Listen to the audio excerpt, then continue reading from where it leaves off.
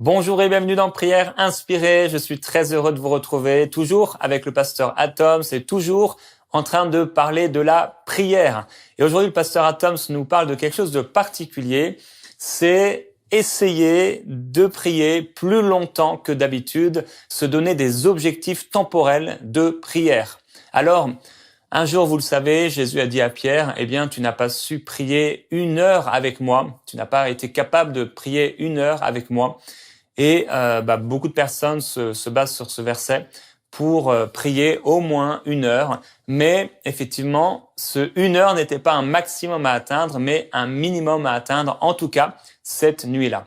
Alors je sais que beaucoup de personnes nous écoutent et d'un peu partout dans le monde. On a tous des vies de prière différentes, particulières, notre intimité avec le Seigneur. Mais je veux vraiment particulièrement m'adresser à toutes les personnes qui ne prient jamais toute seule au moins 15 ou 30 minutes. Si ça ne vous arrive jamais, sans rien faire d'autre, pas à l'église, mais tout seul à la maison, si ça ne vous arrive jamais de prier 15 ou 30 minutes, vraiment, écoutez ce message et recevez dans votre cœur la conviction que le Seigneur vous appelle à passer plus de temps avec lui. Certainement, Dieu est avec nous en tout temps, mais peut-être que nous, on n'est pas tout le temps quelque part avec lui. La prière, c'est cette dimension qui nous permet d'être proches et de rester proches du Seigneur Jésus-Christ et de pouvoir partager son cœur, vivre des choses très très fortes avec lui. Alors, je vous encourage, mon frère, ma sœur, je t'encourage à passer plus de temps dans la prière. La Bible nous dit « priez sans cesse ». Je crois qu'on peut vivre et qu'on doit vivre dans cette génération cette réalité. Je ne sais pas ce que tu as vécu, je ne sais pas comment tu te sens par rapport à Dieu, je ne sais pas quelles sont tes limitations, quelles sont tes faiblesses, comment tu vois ta vie de prière, si peut-être tu es un peu dans la condamnation, mais aujourd'hui, sois libéré. Et je prie que tu puisses découvrir un feu nouveau dans la prière, dans la présence de Dieu, car Dieu veut t'amener plus loin. Et si on donne plus à Dieu, vous savez, c'est comme la Bible dit, si tu t'approches de lui, il s'approchera de toi. Et de la même façon, si tu passes plus de temps dans sa présence, tu donnes plus de possibilités au Seigneur et à la présence du Saint-Esprit de te changer, de te toucher, de te former, de te transformer. Alors aujourd'hui, le pasteur Atoms va vous encourager tout de suite dans Prière Inspirée.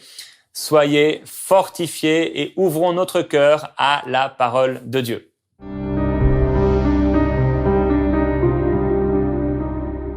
Shalom bien-aimés dans le Seigneur, je suis encore très heureux d'être avec vous aujourd'hui à Prière Inspirée. Depuis quelque temps, on a ensemble emprunté donc cette route, cette voie de comprendre l'exercice dans la prière. Comment on peut s'exercer pour mener une vie de prière plus intense, plus aguerrie, plus mature. Que peut-on faire? Qu'est-ce qui doit se passer dans ce parcours-là? Permettez-moi aujourd'hui, avant d'avancer avec vous et de continuer dans la prière, de faire un petit rappel du sens même de ce thème ici, du sens même de ce moment de prière, de ce thème dans Prière Inspirée. Qu'est-ce qu'on essaie de dire quand on parle de s'exercer dans la prière ou apprendre à faire des exercices de maturité dans la prière? On veut simplement dire qu'il faut apprendre les disciplines spirituelles qui favorisent la croissance dans la prière. Quelles sont ces disciplines spirituelles, bien sûr? Qu'il faut-il faire régulièrement, répétitivement, cycliquement, de sorte à mûrir dans sa vie de prière? Aussi, l'inconfort nécessaire à la maturité de la prière. Quelles sont ces choses qui, lorsqu'on les fait, quoique ça nous rende inconfortables, cela conduit à une meilleure vie de prière, à une meilleure qualité de prière, à une vie intense dans la prière, selon la volonté de Dieu, une vie d'intimité dans la présence de Dieu. Ça nous rend inconfortables au niveau du corps, au niveau des l'âme, au niveau de nos besoins, mais ça nous rend meilleurs dans la présence de Dieu. Et enfin, on a dit, que doit subir le corps et que demande l'âme et l'esprit pour que la prière devienne intense?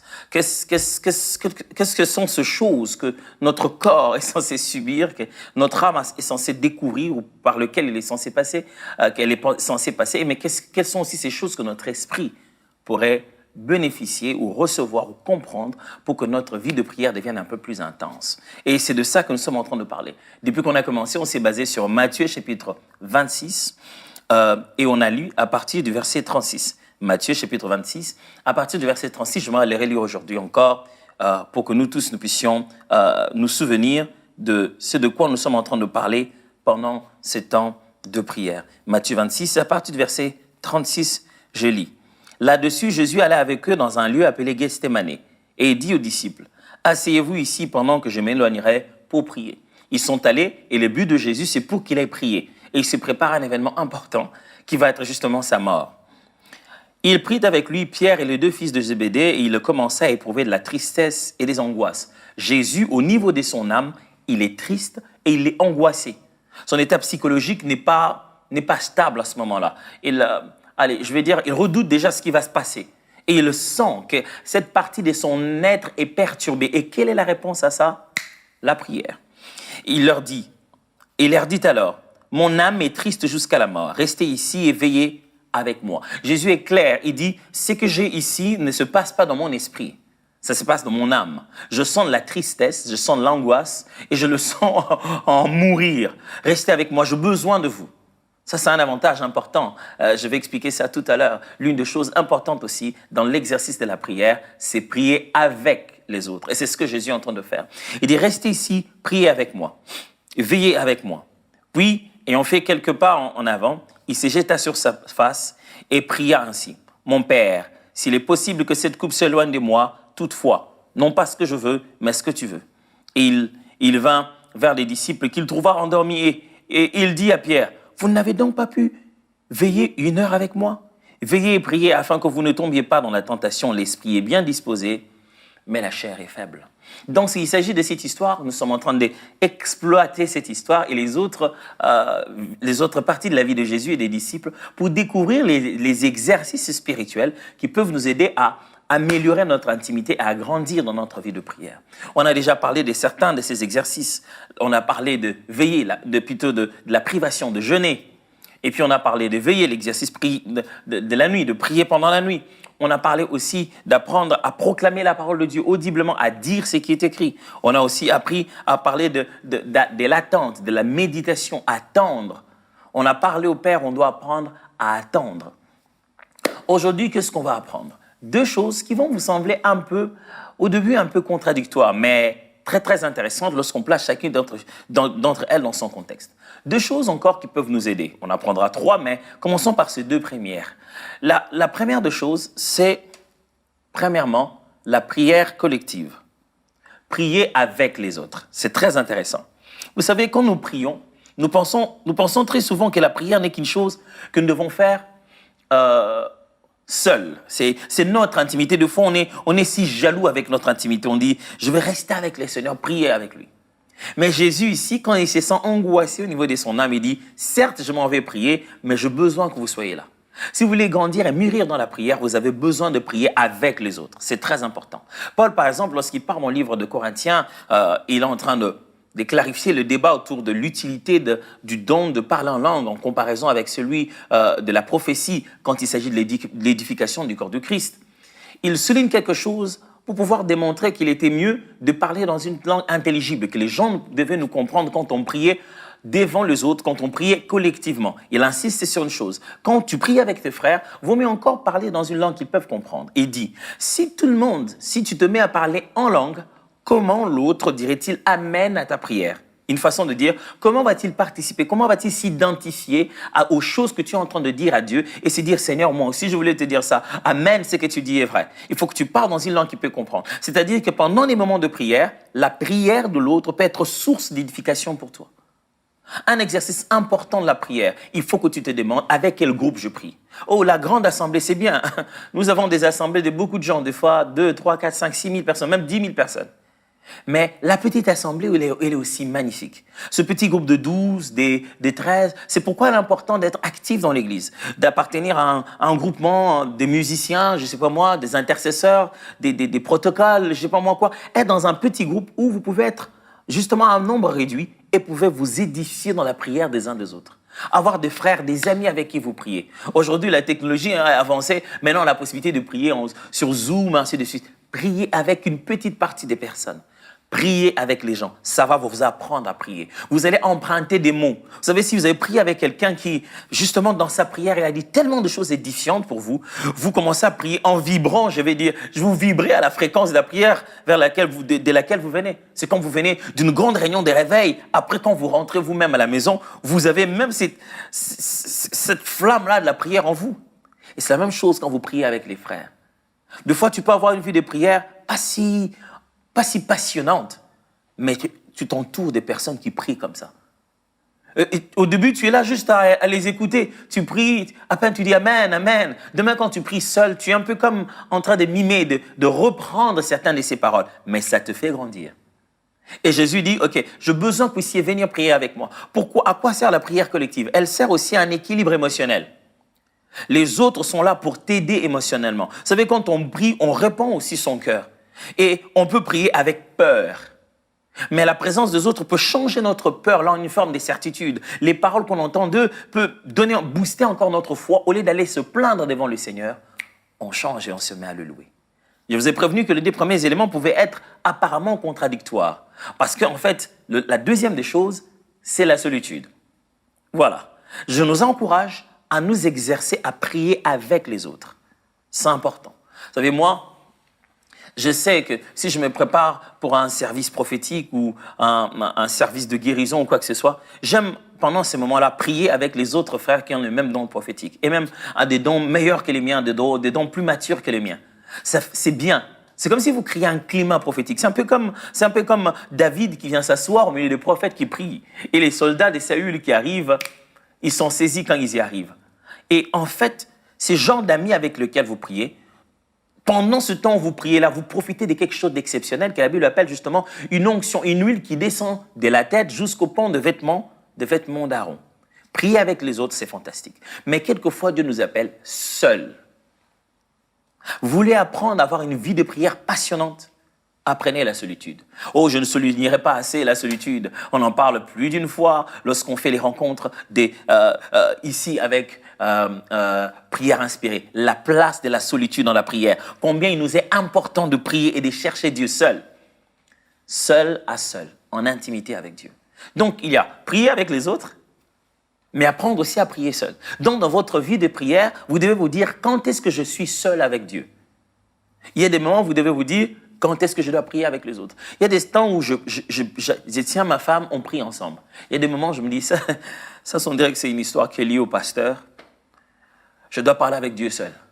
Oh, je peux imaginer Abraham qui sait que le lendemain, il doit aller tuer leur enfant.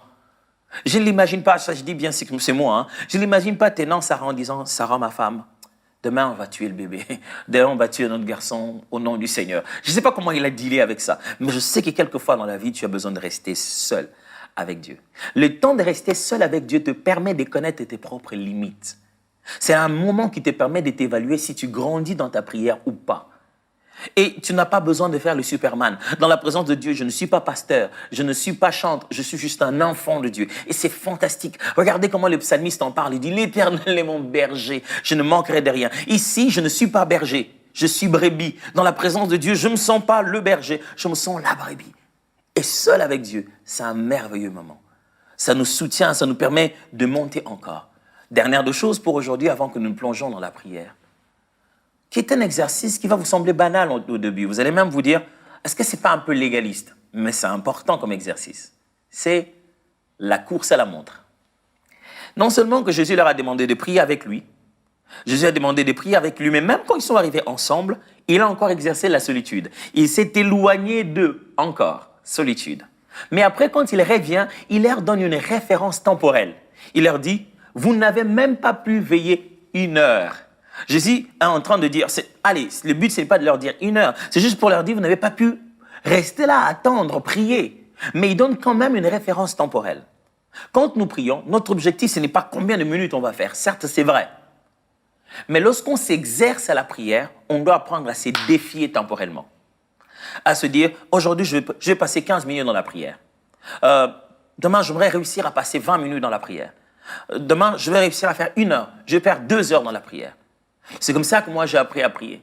Des fois, je me disais, bon, OK, là, je pense que je vais passer 1 heure à parler en langue, à prier en langue.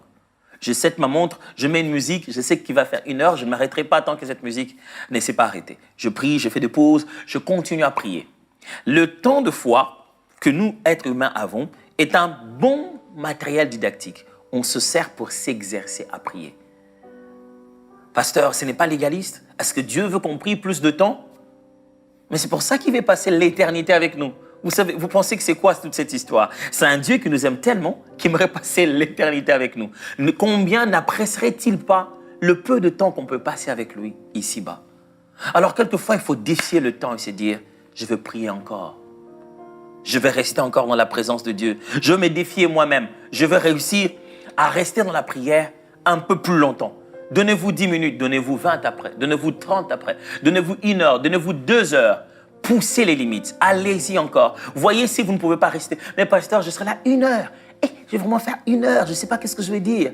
Mais quand vous regardez votre montre, après avoir papoté avec les amis, vous avez fait 3 heures à rire de tout et de n'importe quoi.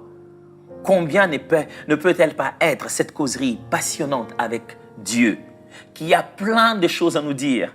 Les amis qui ont vaincu une vingtaine d'années, une quarantaine d'années, ont à peine quelques histoires à nous raconter. L'Éternel a des choses à nous dire. Mais il faudrait qu'on apprenne à rester longtemps avec nous.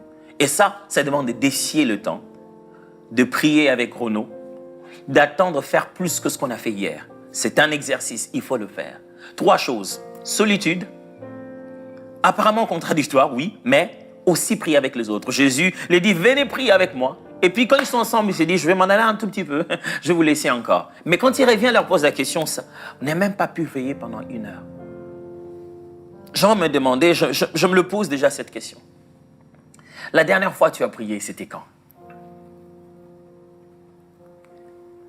Et si on prie aujourd'hui ensemble? C'est ça, prière inspirée. Et si on laissait l'Esprit de Dieu au-dedans de nous, nous inspirer des paroles pleines de charme qui vont toucher le cœur de notre roi? Et si on pouvait prier seul? Ou peut-être si vous pouvez appeler votre mari, votre femme, vos enfants et prier ensemble. Quand vous avez l'angoisse, quand vous êtes triste, vous faites quoi? Prenez juste un médicament, vous allez dormir? Vous vous mettez à regarder des comédies qui vont vous faire rire pour vous déstresser? Jésus sentait l'angoisse, la peur de ce qui va arriver. Il était triste, la Bible dit, la Bible est claire sur ses émotions. Il disait même que mon âme est triste jusqu'à la mort. Et qu'est-ce qu'il fait? Il prie. Et il ne prie pas seul. Parce qu'on a un dicton qui dit toujours qu'un esprit mauvais devient pire dans la solitude. Quand vous allez à être seul et que votre âme est perturbée, ce n'est pas la meilleure des choses à faire. Quand vous voulez aller seul, il est bon d'amener les autres quand votre âme est perturbée, de prier avec les autres. Mais quand vous êtes équilibré au-dedans de vous-même et vous avez un fardeau, vous avez une mission, ça demande d'être seul. Et quand vous êtes seul, quelquefois jetez un œil à la montre en vous disant « je vais aller plus loin que ça, je vais aller plus loin que ça ». Aujourd'hui, j'aimerais vous défier. Même quand on aura dit Amen, même quand le générique sera revenu et qu'on aura fini, défiez vous-même de dépasser. De vous dire, je ne finirai pas tant que je n'ai pas atteint autant de minutes de prière. Je ne vais pas m'arrêter si je n'ai pas fait 20 minutes, si je n'ai pas fait 30 minutes. De temps en temps, vous reviendrez voir votre montre. Mais si vous vous laissez conduire par l'Esprit, il mettra toujours de nouvelles choses, de nouvelles paroles dedans de vous.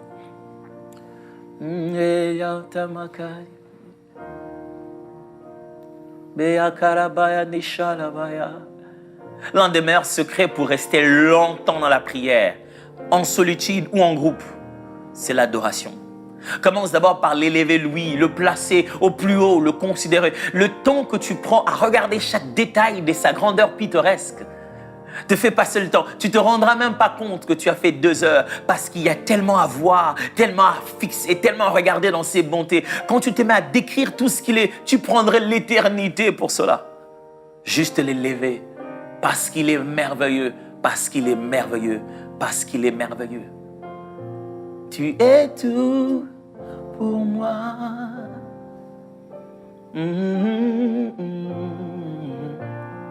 Sans toi, je ne peux vivre. Seigneur, tu es tout pour moi. Garde-moi près de toi. Seigneur, je t'adore, je te bénis parce que tu es absolument tout pour moi. Si j'ai besoin de quelque chose, j'ai besoin de quelqu'un, j'ai besoin d'aide, je trouve tout en toi. Tu n'es pas ce que l'argent est pour moi. Oh, tu n'es pas ce que la boisson, la nourriture est pour moi. Tu n'es pas ce que ma famille, ma femme et mes enfants sont pour moi. Ce que tu es, c'est tout ce dont j'ai besoin.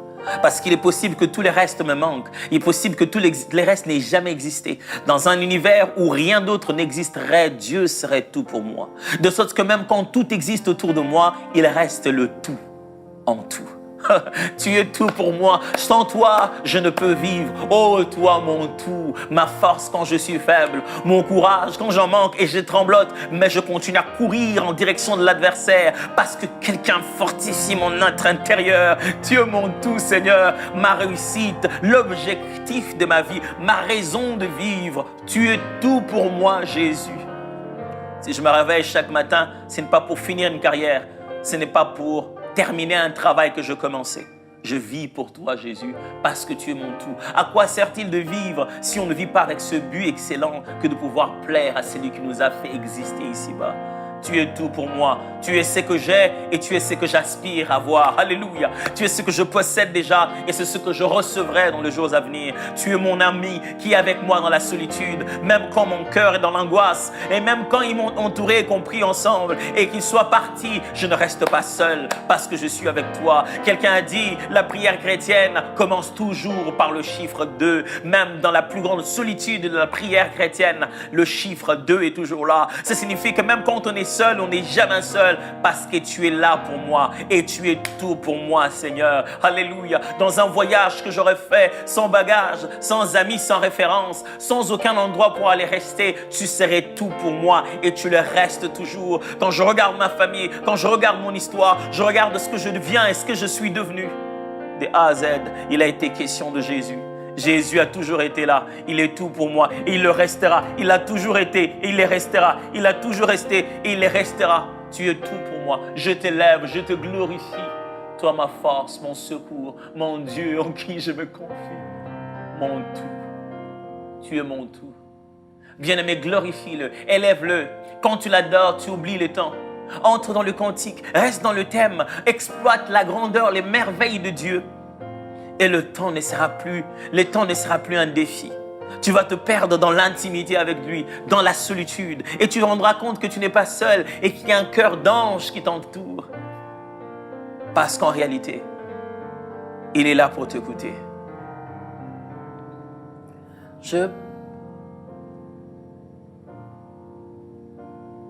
Attire-moi, toi. Oh, ne me laisse pas, Jésus.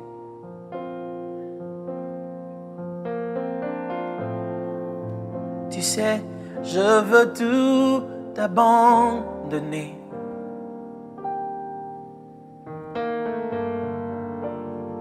Et restaurer notre amitié.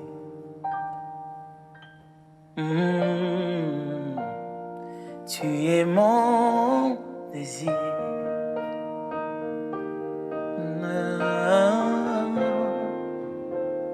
Je ne veux que toi. Alléluia. Je ne veux que toi, Seigneur. Je ne veux que toi, rien d'autre. Rien ne peut te remplacer.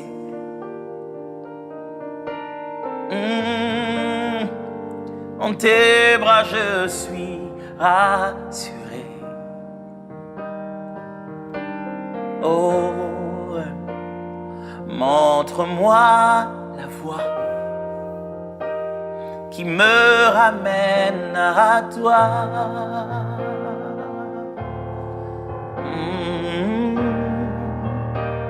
Oh, tu es tout pour moi.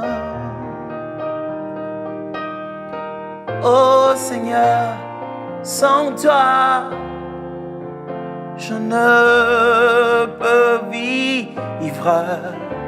Tu sais, tu es tout pour moi.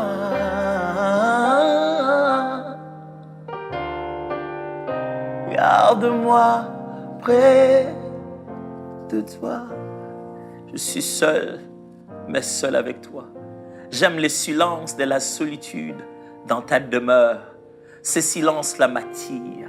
Ce silence-là m'absorbe. Ça me fait oublier le temps. Je plane dans l'éternité. La notion des heures n'est plus ma préoccupation. Je ne sais plus où je suis parce que je suis là dans ta présence. Garde-moi près de toi. Ne me laisse pas partir. Attire-moi et quand je suis là, garde-moi près de toi.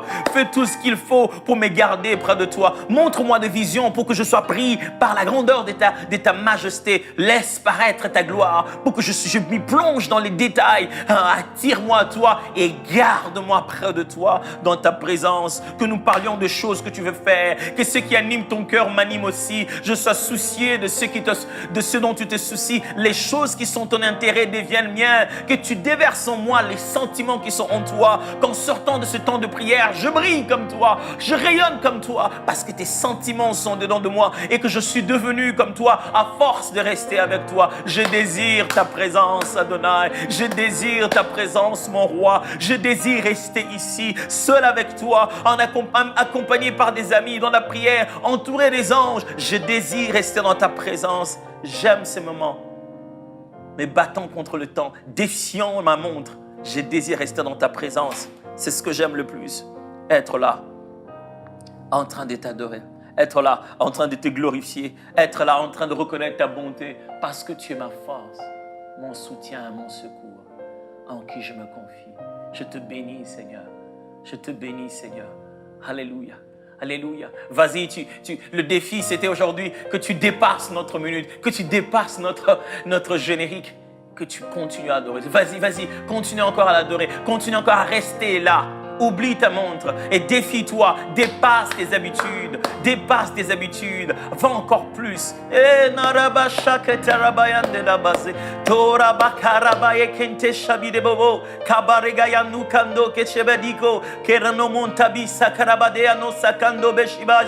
Alléluia, gloire à toi Jésus.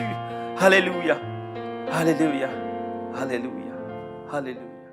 Merci Pasteur Atoms et gloire à Dieu, frères et sœurs. Vous avez entendu, le Pasteur Atoms nous a encouragés à passer plus de temps dans la prière. Alors peut-être vous n'aviez pas de discipline de prière et c'est le moment d'avoir et de créer une discipline de prière. C'est pas quelque chose de religieux, mais c'est simplement une habitude que vous pouvez avoir avec Dieu, un rendez-vous avec lui. Et je prie que vous puissiez avoir des rendez-vous plus réguliers avec le Seigneur. Ce matin même, d'ailleurs, je lisais dans la Bible que Daniel priait 3 fois par jour. Et c'est une habitude à un moment que les Juifs ont pris de prier 3 fois par jour. C'était pas quelque chose de religieux. C'était quelque chose, et c'est en tout cas quelque chose que nous pouvons mettre en place dans notre vie, qui doit venir du cœur pour aller plus loin avec Dieu. En tout cas, on est tous différents et on peut tous avoir une vie de prière particulière. Mais une chose est sûre, on doit prier sans cesse. Alors, on va se retrouver demain dans Prière Inspirée pour la dernière émission avec le pasteur Atoms. Et je vous encourage, si vous ne le faites peut-être jamais ou si vous n'avez jamais fait ou si peut-être ça fait longtemps, à partager l'émission Prière Inspirée autour de vous, peut-être même à des personnes qui ne connaissent pas le Seigneur. Je vois combien de personnes viennent sur, par exemple, YouTube pour écouter Prière Inspirée alors qu'elles ne connaissent pas Dieu parce qu'elles sont interpellées par le nombre de personnes qui écoutent cette émission. Elles voient les suggestions YouTube et ces personnes peuvent être touchées par Dieu et surtout peuvent être sauvées. Alors nous prions pour que de telles opportunités s'ouvrent à ceux qui ne connaissent pas le Seigneur ou ceux qui sont intéressés et ceux qui souffrent. Frères et sœurs, vous pouvez être des évangélistes simplement en partageant les émissions de MCI TV, peut-être de votre pasteur bien sûr, autour de vous. On va se retrouver donc demain dans Prière Inspirée.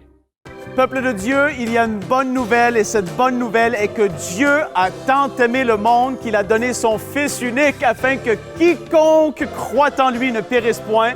Et là, ça ne fait vraiment pas les filles. Vraiment, je suis pas capable de prêcher dans des conditions comme ça. J'entends les grenouilles à l'extérieur, il y a un tracteur dans l'auditorium et les murs sont pas fermés. Ça le fait pas, c'est horrible. Je sais pas ce que vous en pensez. Mais ça va aller, car un peuple nombreux se lève dans la francophonie, les 3500 héros de MCI TV. On veut vous remercier de tout notre cœur, à vous tous qui faites partie de ces héros. Et je veux aussi vous encourager, à vous tous qui ne faites pas encore partie de cette grande famille de partenaires, à pouvoir le devenir pour non seulement nous aider à achever la construction du centre EMCI, mais aussi de l'équiper pour qu'on puisse vivre des conférences ici, localement, mais qui seront retransmises à l'international, dans le monde entier, pour qu'un maximum de personnes soient touchées par la puissance du Saint-Esprit. Notre cœur est de voir un réveil dans le monde francophone et avec l'aide de Dieu et avec votre soutien, nous allons y arriver. Nous croyons à ce que Dieu peut sauver un maximum de gens avant que Jésus revienne. Donc soyez bénis, on vous aime, on vous remercie de tout notre cœur et à très bientôt sur EMCI TV. Dès maintenant, donnons pour achever la construction et équiper le centre EMCI. Pour faire votre don, rendez-vous sur emcitv.com/3500. Vous pouvez donner en une seule fois ou en plusieurs mensualités.